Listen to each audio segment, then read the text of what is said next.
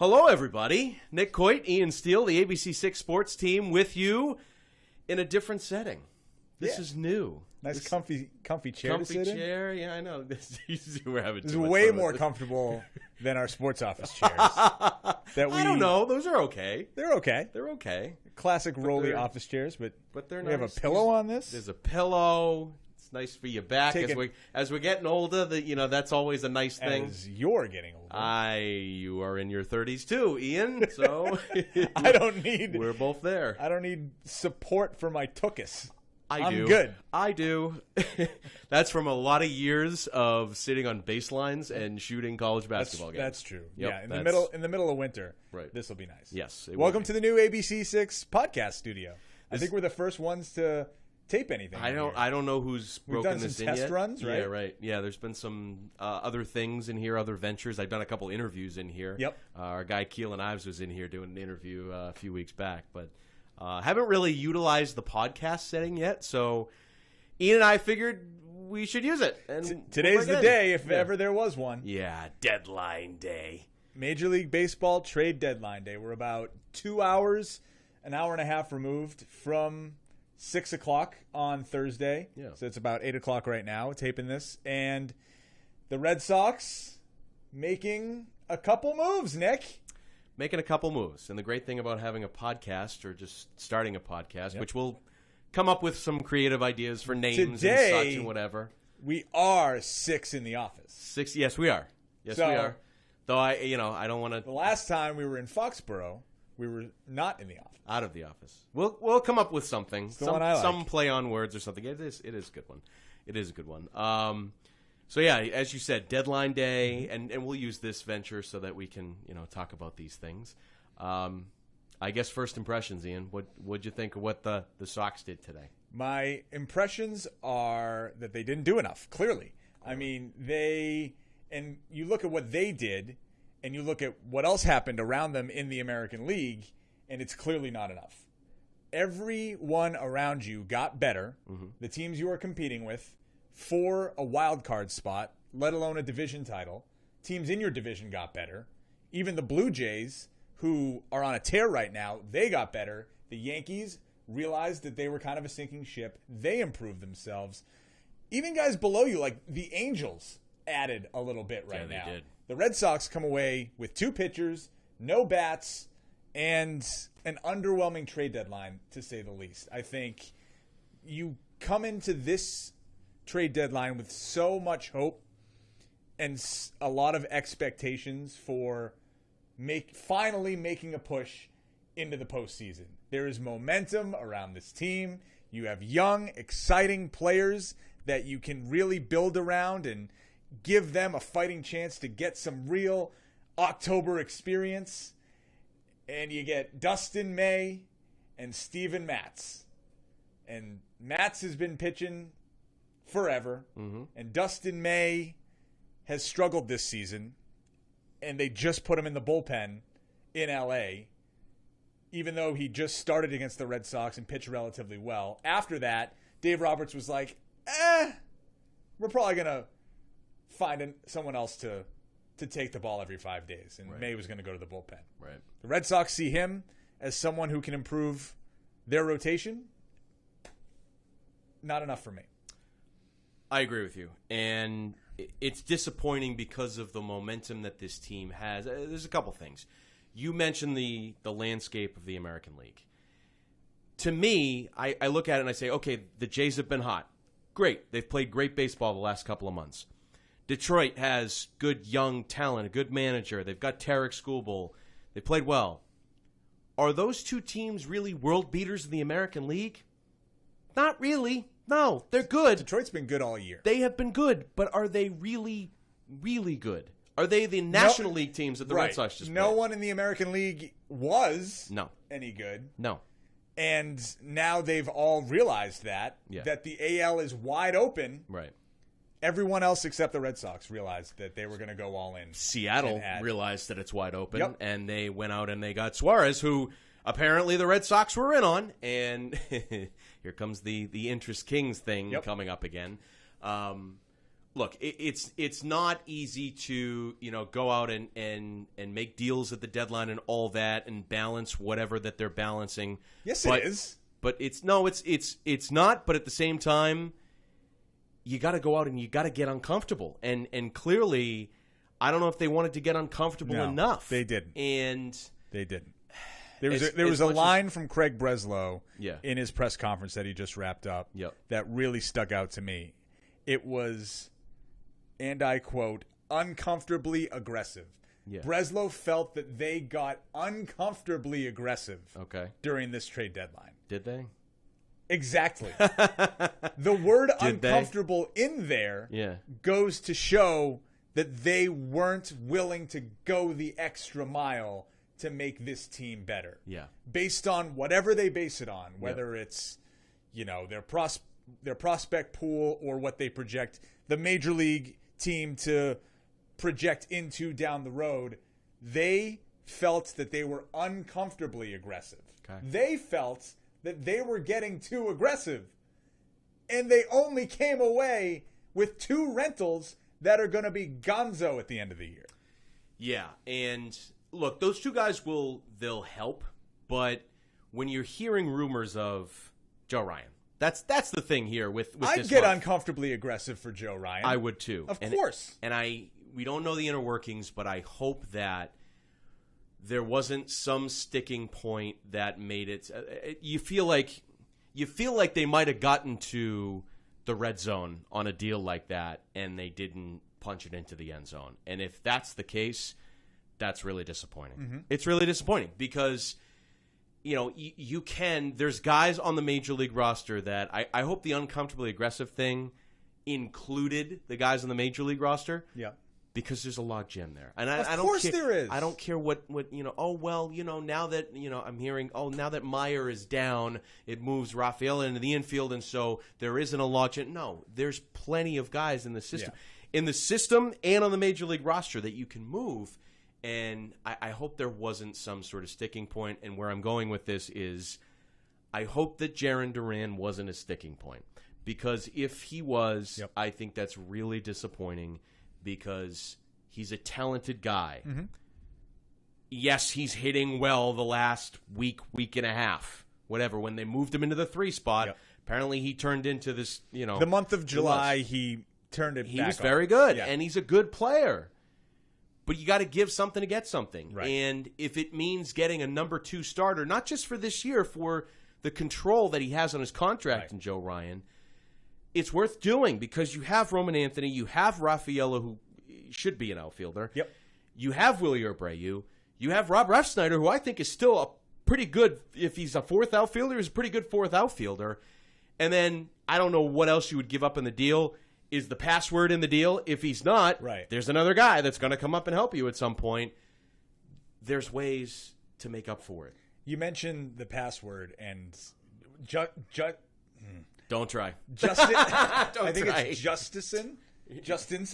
Don't try. I don't know how to spell it, but I think I can pronounce it well. Okay. Mm-hmm. Password. So the Red Sox. Ante Toko Umpo? Giannis. The password. So the Red Sox still keep their top prospects in. They did give up James Tibbs, who they just got in the Rafael Devers trade, and they flipped him in a deal. Right. They gave up 2 of their top 30 prospects, and I'm not a prospect guy. I'm not gonna hoard my prospects, but if the Red Sox don't want to go there for Joe Ryan, but they are gonna give up 2 of their top 30 prospects for 2 rentals, it doesn't balance out for me into what the criteria is for them to add to this team. It's just kind of a mixed signal for me in that sense. It's the biggest thing that we haven't even touched on yet that I think is just the most disappointing part of this is now a month and a half after you dealt away Rafael Devers. Yeah. And I think his contract. If ever there was a time where fans were demanding of a deal at a deadline, if you don't trade away Devers a month and a half ago, I don't think people are as irked as they are right now, which is, just a couple hours after the deadline. But because you traded away Devers, because you saved the money and saved the money on the contract. Dumped the contract. I think people looked at it and said, okay, so what are you going to do to offset that? Are you going to go out and get a bat? We saw bats move. Ryan O'Hearn went to the Padres. They didn't get any bats. They didn't get Suarez. They didn't get guys that were out there to be had. And, or are you going to go out and get that number 2 starter that you're looking for? And it sounds like they missed out on Kelly, who's going to the Rangers. Yep. We talked about Ryan, obviously. And so I think that's the biggest disappointment of this deadline is you trade away Devers, your team plays well, has a good month in July. They called it addition by subtraction for a reason. And then because the deadline they subtracted a talented player. And the deadline is underwhelming. And they never replaced that talented player. And so that's the disappointing part. And if they miss out ultimately on the postseason, Ian, we're going to come back to this and we're going to say, yes, we get it. It's difficult to make deals and whatever at the deadline, but you got to get it across the finish line. You have to get it across the finish line. And again, we don't know the inner workings, but today you look at it and you say the results are disappointing.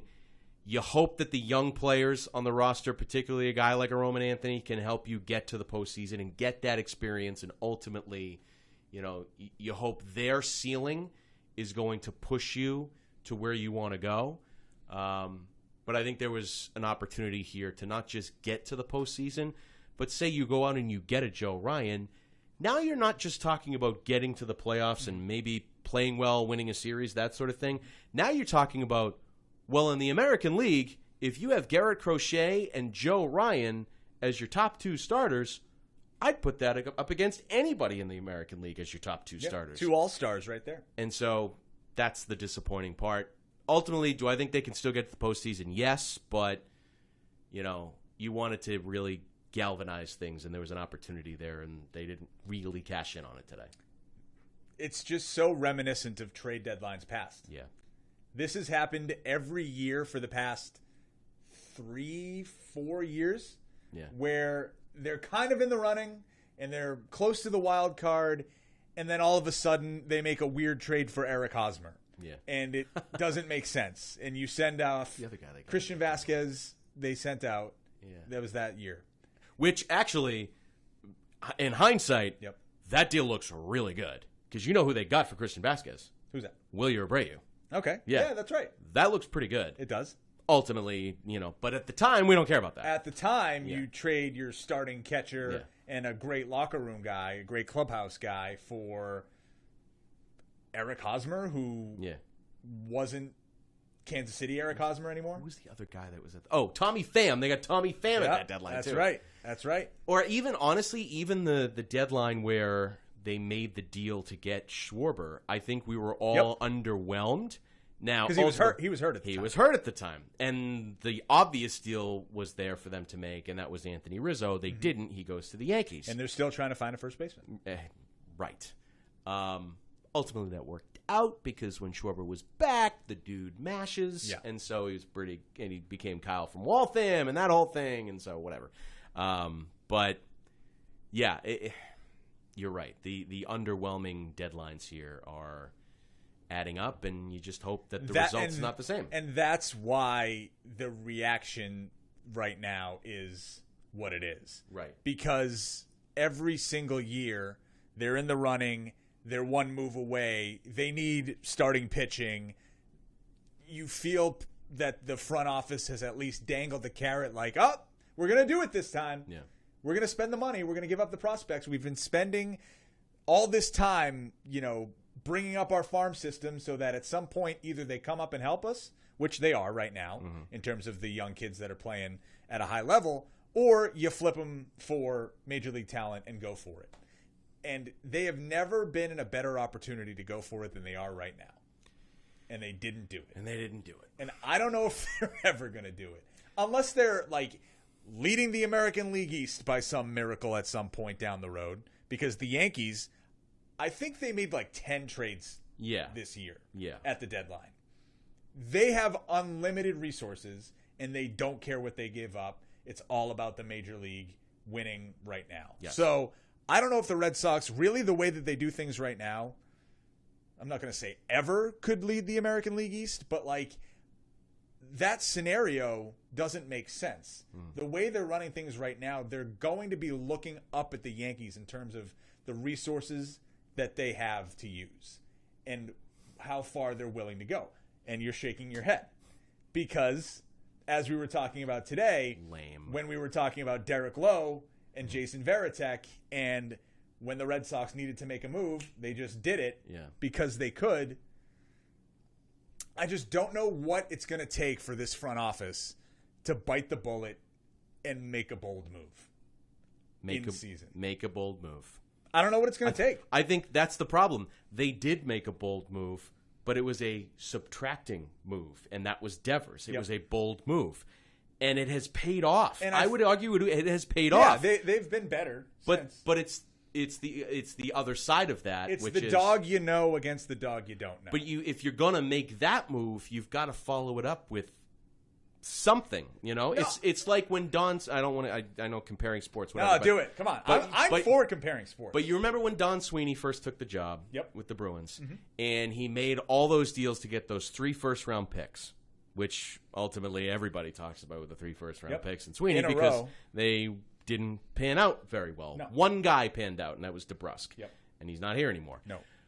But ultimately, we heard that 3 first they round. got those 3 first-round picks in a row. Yes, and they got those. But you remember what the talk was that day was that they wanted to package those and move up and get Noah Hannafin from Boston College, and they didn't finish the job. They didn't get up there, and so they're sitting there like, all right, well, we got 3 first-round picks now. Let's make these selections. Were they prepared to do it because their picks weren't so great? I think they said as much this past offseason. Yeah, right. Yeah. Because when Cam Neely got super mad during that press conference because the reporters in the room were questioning their draft success, he was like, listen, let me tell you about 2013. Yeah, right. We had a plan, it fell through, and we did the best we could. And they rushed it. Yeah. I think there's a little bit of they rushed it with this trade deadline with the Red Sox as well. Because we're sitting, so a little inside baseball. Sure. We're sitting in the office. The trade deadline is at 6 o'clock. And what do we have at 6 o'clock, Nick? We have a newscast. Yes, we do. We have a sportscast 15 minutes after the trade deadline goes by. So we have to get everything ready to tell the people. And as 6 o'clock is approaching, we're getting all the updates that everyone else is getting. Joe Ryan. They're working on Joe Ryan. Here they come. Who's the guy who went from Arizona? Merrill Kelly. Merrill Kelly. You brought him up a little earlier. Like, the Red Sox are working on him. Oh, all of a sudden he gets moved. The Red Sox don't close the deal. Those reports were leaking out right as the trade deadline came up. Yeah. Why? Because it was a rush job and because they panicked and needed to get at least some sort, either, I don't know why they're so obsessed with instilling hope in the fan base and then letting them down, but like, why does that information come out the way that it does at the last possible second? You don't get a Joe Ryan trade done in 10 minutes at the trade deadline. Right. That's a deal that you put hours and days, and I'm sure there was constant communication. Oh, I'm sure there was. But for the fact that we hear about it at the last possible second, they tried to rush a Joe Ryan deal at the last second. That's what it seems like to the fan base that is following the team. Whether it is or not, on the inside, I'm sure it's a little bit different. But for it to come out means the stove was hot, and then the information gets out there. So I just think they started to panic and maybe rush things a little bit. Maybe. Or they just didn't get the job done. Period. Bottom line. Yeah, and that's disappointing on deadline day. We'll see what happens with the Sox here. But you hope that they can get – if the postseason started today, if my math is still correct, it would be Red Sox-Yankees in the first round, which is – the Red Sox against the Yankees in their entirely new look lineup. And they're totally new. They brought in 10 players. Yeah. Now, when you bring in 10 players, it doesn't ultimately mean that you're getting 10 really good players. Their lineup additions are fine. I think their bullpen ads are much better. Mm-hmm. I think if the Red Sox had come away with maybe another arm or two for the bullpen like the Yankees did, you might feel a little bit better. Like the Yankees got Bednar from the Pirates, who's been pretty good. They got Doval from the Giants, who's pretty good. They tripled their amount of saves in their bullpen. Yeah, they did. Right. And they need that because Devin Williams has been disappointing. Right. So if the Sox had ultimately gone that way. Bednar's like 15, 17. Yeah. And then who else did they get? Doval from the Giants. From the Giants at the last second. He's about 15 to 17 saves. So they, I think they loaded up there. And if the Sox had done that, maybe you can sell me a little bit more on, all right, we really loaded up in the pen here. Moron. Is that the word of the day? Oh, boy. Yeah, I mean, ultimately, we'll see. But no, there's no we'll see. All right, fine. There's no we'll see. All right, fine. I'm trying to wrap up the point. Is what I'm trying to do here. The point is you're disappointed. I'm disappointed. That's fine. Yeah, you can be disappointed. I am. It's okay. Mm-hmm. Not everything's going to be okay. Your light's on. It's like it happens. Squirrel happens with my actual camera and my cell phone camera. Yeah. No, it's okay to be disappointed today. Yeah. So as it stands right now, they're in the playoffs. Which is the disappointing part. Are they going to make the playoffs? I think they are, but it's going to be. Do? I do. I still do because I like the ceiling of their younger players, and I think they've played well at times. Seattle did more than you, and they're right next to you. They are. I don't know. Even the Rangers, who I know. No, I know. I hope this doesn't cost them. Everyone else, that's the thing. I hope it doesn't cost them. It might. I do. It might. That those additions might add up to, them missing out by a game or two or whatever. The thing that I think it still comes down to, though, is some of the execution and some of the things that on the field you can put anybody out there, add to your roster that you want. The defensive issues, those sorts of things. You're not going to fix those with one player. So that I think will ultimately cost them probably more than trade deadline additions. But you hope this doesn't cost them a game or two. That would be the difference, and that's usually what a trade deadline does. Looks like Steven Matz is like a left-handed specialist. He'll help. He'll help because they need more arms back there. Because how many times have they used Greg Weissert and Brennan Bernardino? And they're good. They've had decent years, but when you get to this point and you've added up the innings, you need some more arms. Does Matz end up like the guys that they got at the deadline last year? I think he's more experienced than that, but they could have used more. Yep, they could have used more. What do you think of Dustin May? Love his stuff. Has he ultimately put it all together? No. Should they have gotten him 5 years ago when they dealt another certain player to the Dodgers? Yeah. So that's the part that that's the first thing I said to you in the office. The first thing I said to you in the office was, "Wow, they finally got him. They should have got him 5 years ago. It should have been Dustin May and Gavin Lux in that deal for Mookie Betts. It should have been." Yeah, okay, I know you're dumping the David Price contract with him, so maybe the price goes whatever. You came away in that deal with who? Connor Wong. Uh-huh. Alex Verdugo. Uh-huh. And Jeter Downs. Uh-huh. I watched a lot of Jeter Downs baseball. Yeah, you did. Pawtucket. Yeah, you did. God bless you. Yeah. Not good, Jim. Not good. Not good. So, we'll see. I think he'll help in the fact that like the back end of the rotation, they do need more help back there because I think Richard Fitz is trying to help you back there, but he's a little inconsistent, I think. And without Dobbins. They just sent him down, right? Yeah, and without Dobbins back there, who I think was just, at the very least, he was a grinder as his fifth starter. It helped. So he'll help. But I know what we're talking about. We're talking about fifth starters. Richard Fitz we're talking about and fifth starters. Hunter Dobbins. I know. Don't move the needle. No, they don't. That's why this is disappointing. Joe Ryan would have moved the needle. Of course it would have. And the way that they're managing things right now, like Garrett Crochet is going to go over his career innings limit. And he's been awesome. Don't get me wrong. Every time he pitches, it's must-see TV. But you have to be a little bit concerned about his durability. Have the last few starts been awesome, Ian, from him? Yeah. No, they've been good. Have they been awesome like earlier in the year? I don't think so.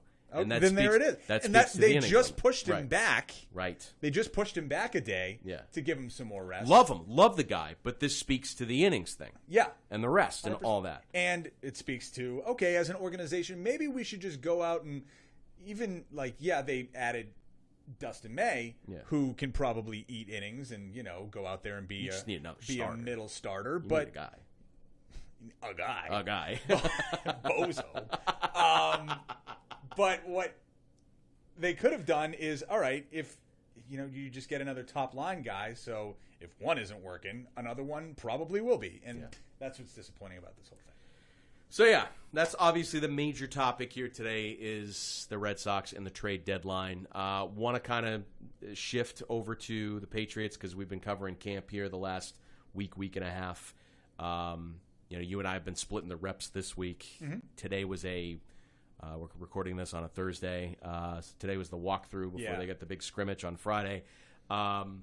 Just your initial camp thoughts, takeaways. What stands out to you? You've been up there a lot. Yeah, what stands out to me is that they are shuffling around the offensive line recently. Mm-hmm. Garrett Bradbury's hurt, and instead of just going with Jared Wilson, who they drafted in the third round who's played only center at Georgia, they went with Ben Brown, who started a few games last year at the end of the year, and they shuffled things around. And now Cole Strange is a second stringer. Yeah.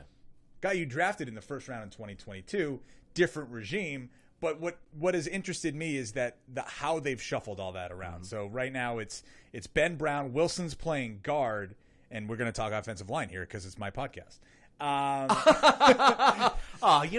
The guys that I do radio and podcasting with, this word, this mine? Mine. Saturday morning, 7 a.m. This is my show with Scott Cordisci, Nick Coy. This is my podcast with the inside. I'm not going to get too nitty gritty, but just the personnel of it is very interesting to me. One, Cole Strange was starting at guard. Now he's a second string center. So you have Ben Brown and Jared Wilson, who has been great in terms of first impression for a rookie. And then you have Will Campbell and Mike Onwenu, and then Morgan Moses on the other side. And for Jared Wilson to be so impressive as a rookie, he's learning multiple positions because he is still playing a little bit of center, but they want him on that first line no matter what. Right. And I think that has been my biggest takeaway over the past few days. Today was a walkthrough, didn't really gather much there, but I really want to see how this line holds. Obviously, the offensive line is the biggest question with this team and has been for years. So with this combination and with Doug Marrone running the show, who is an experienced coach who I trust with an offensive line at this point, I have no reason not to. Even though they've had their struggles in practice against their own guys, I want to see how Ben Brown holds up as the starting center. Could they switch Cole Strange in there? Because he played a little center last year as well. But just the rookie offensive lineman that they seem like they really want to start between Wilson and Campbell at left tackle. Yeah. Very inexperienced and a lot of potential with them to go out there together. Potential is a word for offensive line. Yeah. Potential is a word. I'm with you. There's a lot of shuffling, but I think when you get a unit together that you like, if you can stay healthy, I trust the coaching there to put something together. I don't think it's been as I don't want to say disastrous as it has been the last couple of years. I mean, there's been camps where you're like, oh no, from the get-go. Oh no, the Matt Patricia year. This one, I think there's been a little shuffling, but you see some potential there. I think there's been a lot made of Will Campbell and the arm thing and whatever. I don't know what you think. I think he's been fine. I think he's a rookie who's learning here in camp.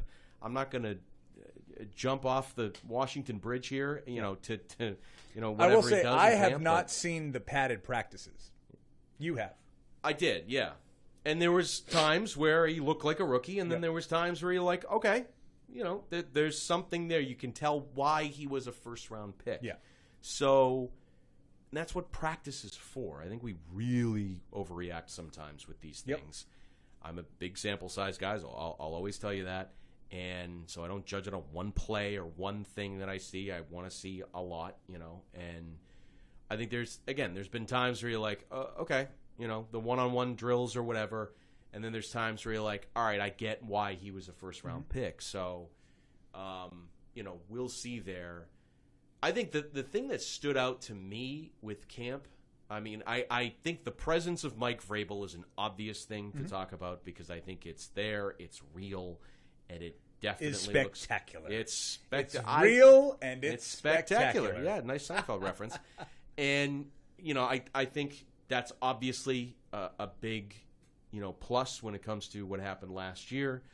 I also think a guy who I think is going to hopefully at least put the offense on the right track, if not elevate the offensive unit as a whole, I think is going to be Diggs. I think he's a pro. He is a pro, and there's going to be times where I think on 3rd and 5, Drake May is just going to look at him and say, I'm throwing the ball to him.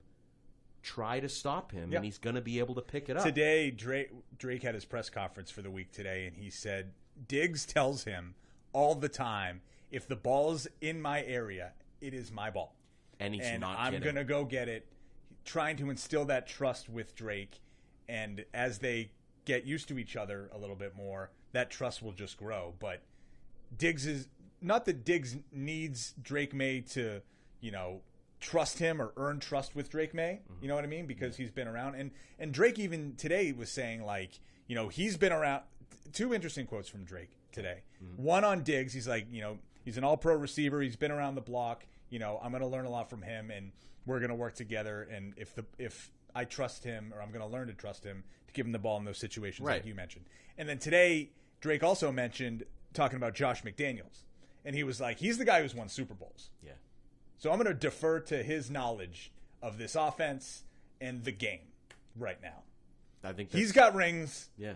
I'm a second-year guy.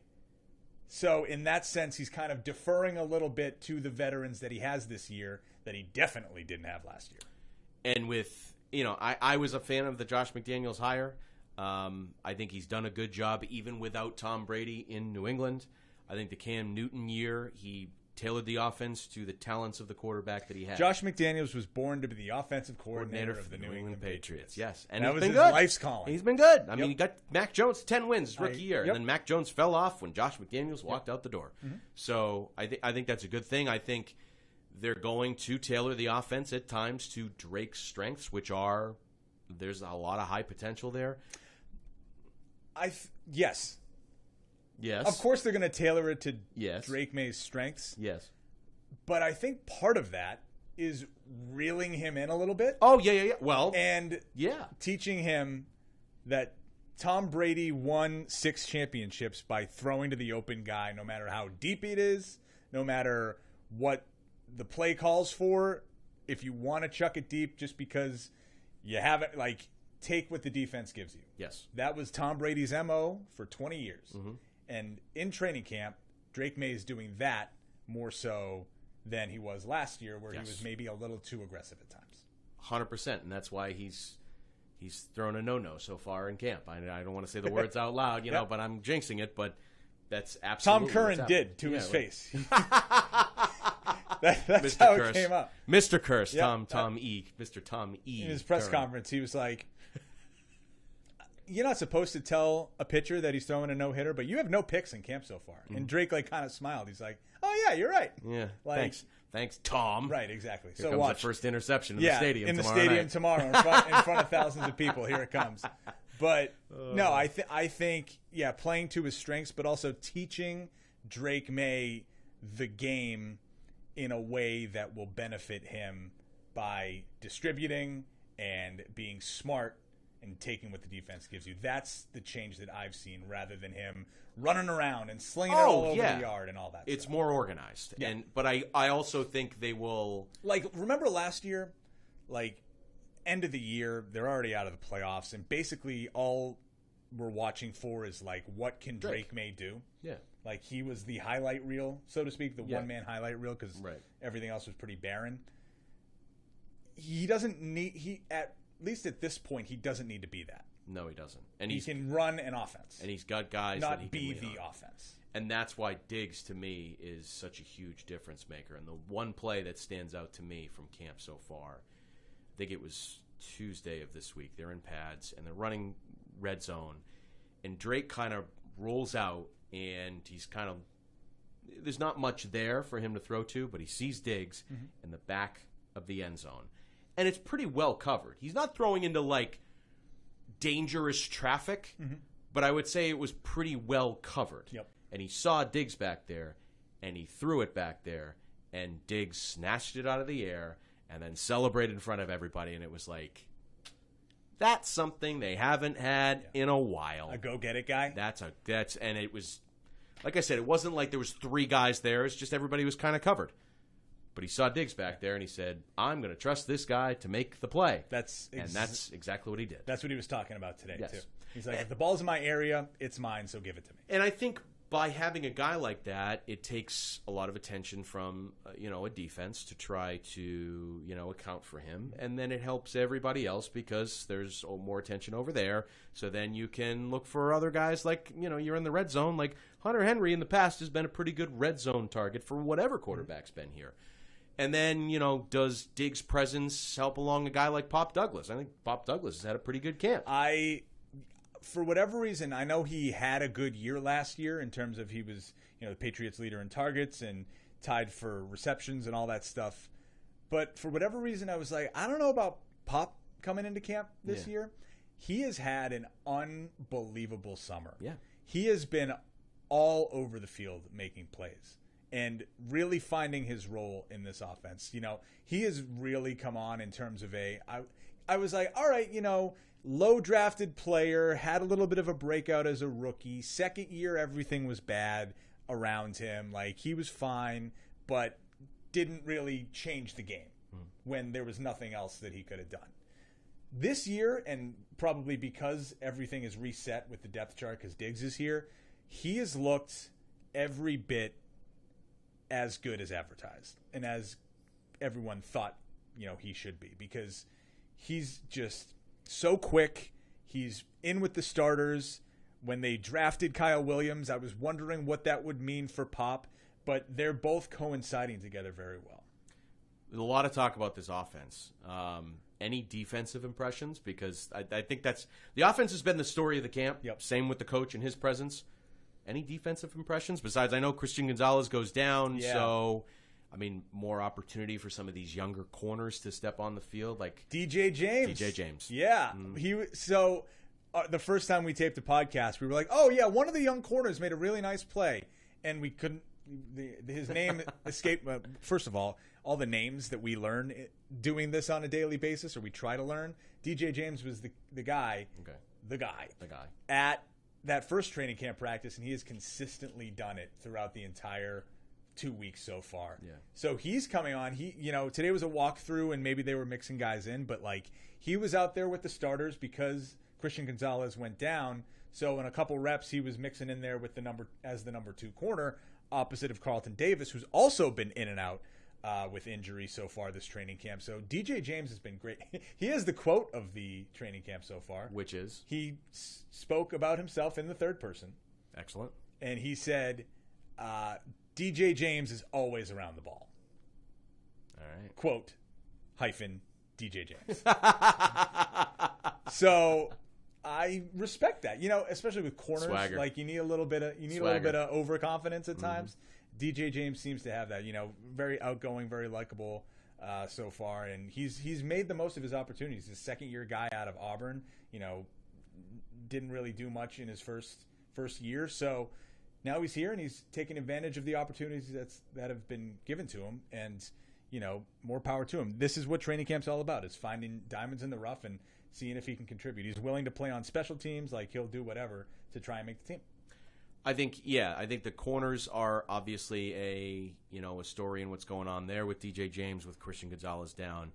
To me, and I think a guy like Spillane is going to be an interesting one to watch this season, because I think he might be one of the closest things to a Mike Vrabel type addition as a player to a Patriots defense on a Mike Vrabel coach team. I don't know. I like the guy's vibe. I think he's one of those guys you bring in the building and you're like, he's totally bought in. You're like, on this new coach. That's the middle linebacker. Yeah, right. Exactly. Like, exactly. Yes. Straight out of Central Casting. Right. Like every time he's like, remember when Troy Brown used to run out every single day? He would run up those stairs. It's like a 2-story staircase out to the practice fields. Spillane, he doesn't run up the entire thing, but as soon as he hits the grass, he's booking it. He's like yelling and screaming and getting everybody going. Love it. Love that kind of energy. Yeah.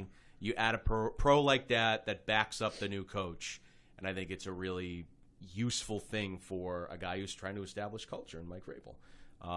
Vrabel's presence, to me, obviously continues just to be a huge story, and his vibe and the whole thing and the way he relates to players, and so that's obviously something we'll be continuing to watch here as camp goes on. They've got the scrimmage on Friday night, then they got the joint practices, I believe, Wednesday next week before the preseason game. Yeah, one joint practice. One joint practice.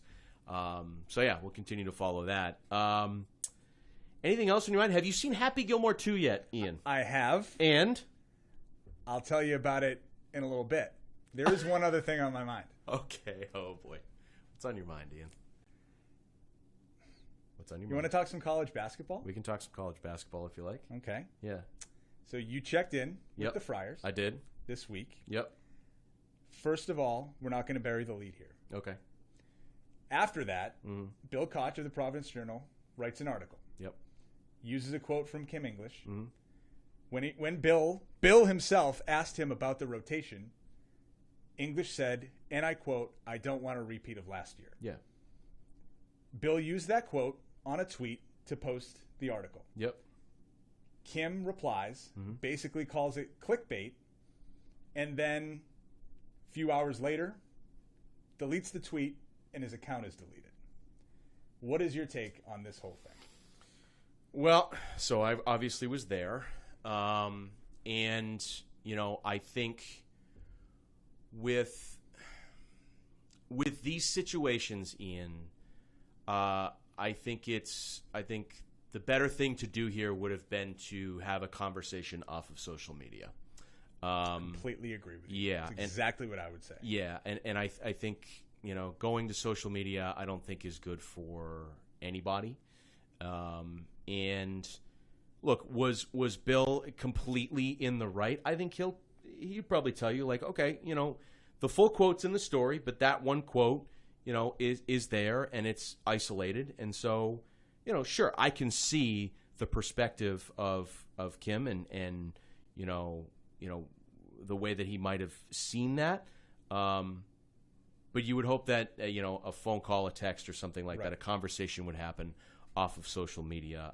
And I think that would have probably been, the best way for that to happen. Obviously, that's not the way it played out. And so, yeah, I would hope that would be the direction it would go. Yeah, I don't know if any of those conversations happened. I don't know if anyone from Providence College reached out to Bill or the Journal or how any of that went down. All I know is that I saw Bill's article, and then I saw Kim reply, and then I went back a few hours later, and Kim's social media or his Twitter account was deleted. His X account was deleted. So in these situations, there are multiple layers that any of them could probably have gone through. Right. One is, all of these schools and all of these teams have media relations departments. Yep. And we have both gone through this where we have either done a story or posted something on social media or said something on the air that someone either has a problem with or maybe wants to try and correct, whatever this situation may be. And usually it comes from the media relations department, whether it's head of PR or whatever. Right. And that's how it's handled because that's their job. Yeah, right. Their job is to relate to the media and handle the media part of that team, that person, whatever it may be. Right. That could have been an avenue that they could have gone down. Someone from Providence could have reached out to Bill and say, hey, that quote in that situation, to put it frankly, we don't like it. Or, ask a few questions and have a conversation about it. Yeah. And I wonder why that didn't happen. Mm-hmm. You know, why isn't that something that went down in terms of how that whole thing went down? Because it's just very strange to have it go from 0 to 100. And I don't think there have been other issues like this, but, you know, it's just weird to see it go from 0 to 100 so quickly without a regular conversation kind of happening or the media relations staff getting involved. There are probably two better ways to go about it. Like you said, a personal conversation between Bill and Kim, which may have happened. I don't know. No idea. Or the media relations staff reaching out and being like, because the Providence College media relations staff, they've helped me out, or they've told me, you know, hey, gotten plenty of those calls. Of course we have. Yeah. Like from every team, calls. and we cover Providence College a lot. Like I remember, you know, when Ed Cooley came back, his second year at Georgetown, when he was coming back, you know, we were all lined up to video record him walking out onto the floor again and do the handshakes. And in that moment, the Providence College media relations staff, Arthur Parks, was like, we're not doing this year. Yeah. Like, clear the floor. Like, Move. It's too much of a mess. Like, and that's their job, and that's what they're supposed to do. Yeah. And, you know, maybe there was a conversation between PR and the Providence Journal. I'm just, first, and we probably should have said this, like, for Kim to tweet about it, you know, that had to be because he felt emotional about it. Absolutely. In the moment. And I hope whatever emotions he's feeling, you know, are okay, and that, like, you know, he can, you know, handle them or deal with them, you know, wherever they come from. So it's a strange situation. And, you know, with a coach having an issue with the media happens all the time. Right. You know, an issue with either a question that was asked, you know, Ed Cooley did it to me a couple times. I've generally enjoyed my interactions with Kim English. Like, haven't really had too much of an issue. Same. So it's just very strange to see it go from 0 to 100 so quickly, where dealing with the media and being in the media and having a spotlight is a part of the game. Yeah. It's a part of the gig. And it's something that hopefully is a lesson for Kim and for Bill to learn from, in terms of, like, you know, we're going to have to coexist here. Yeah. And no one's going to agree with 100% of what is posted about either the team or whatever. So to have it happen in July and not March is a strange way to start.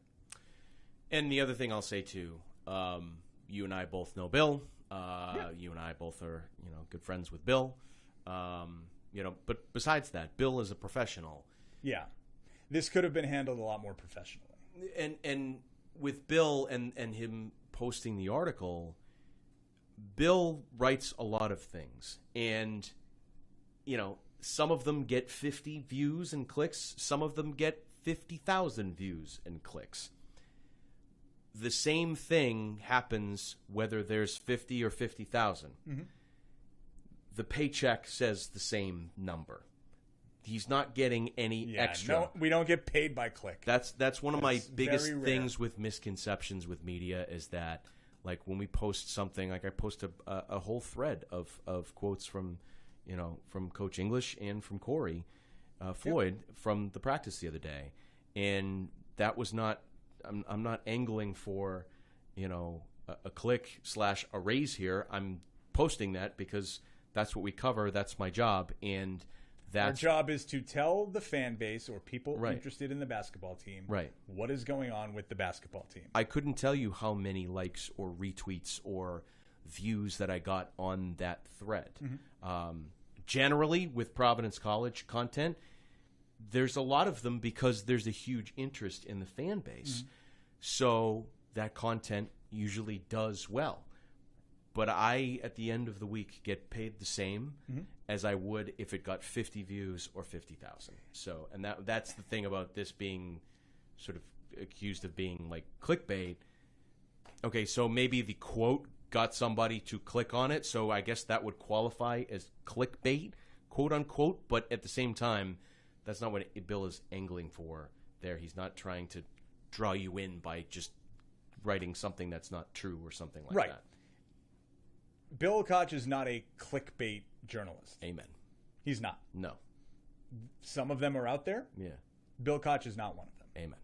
And I don't think the Providence Journal employs any / a lot of them. Yeah. So I don't think he's, at the same time, the point is to have people view the content. Right. And doing it in an interesting, like, you have taught journalism in journalism schools, teaching broadcasting to young journalists. You need a hook. You need to bring them in. Yeah. And I think that's what the point of that quote was, because it's what everyone's thinking about. Right. Whether it's the rotation that hopefully is not repeated if you're a Providence fan, or the results hopefully aren't repeated if you're a Providence fan. Right. So, yeah, I saw the quote and I was like, oh, that's an interesting quote. We used it in the newscast. We did. And it rang true. Mm-hmm. It provides context to the team that we cover. Right. And that's why I thought that quote was important. Yeah. So, interesting situation. I just think in the end, I hope it was handled in a professional manner in this instance, and hopefully down the road it can be handled in a more professional manner. I don't think Kim needed to delete his Twitter account. No. Because he's trying to market the team through his own social media handles as well. And, you have to provide an example for the players on the team or people who are watching the team, young people, kids, these players and these coaches are somebody's role model. Yeah. And using your platform is important. And I hope Kim recognizes that what he says carries a lot of weight. And I think he does. Yeah. And I hope his platform, I hope he gets back on Twitter. You know what I mean? Mm-hmm. I hope he continues to speak his mind. Yeah. I never want to, recommend that anyone pipe down or anything like no, not at all. We want to hear you out. We want to understand this. But when it comes to conflict and resolution, what is the best way to go about it? Right. That's the question. Yep. And I think this is an interesting thing to pop up, as we said, in July. Yeah. As we haven't even embarked on the odyssey that is the college basketball season, of course. All right, what time we got here? We've been going for a little while. Let's wrap up with, what did you think of Happy Gilmore 2? Oh, great question. I liked it. I didn't hate it. Like, it got a lot of hate online, on Twitter, on social media.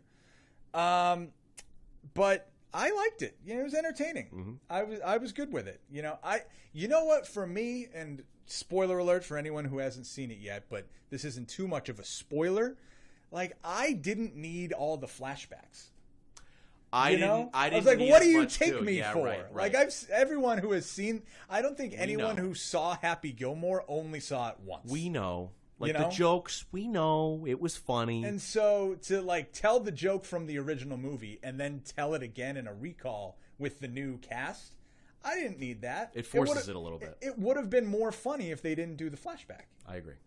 So that was my only kind of hiccup with it. I liked how they kind of played off the whole live golf thing, and I thought the golfers who they cast to be in the movie, I think they did a pretty good job. Dude. I'm usually skeptical with athletes acting, but I think it was pretty good. Two guys to me from the golfer group stood out. Scotty was funny. Scotty Scheffler was funny. He played off of the whole arrest thing, being in the jail cell. He was funny. It was a little personality there from Scotty Scheffler. Big time. The other guy to me, and it's been the running joke.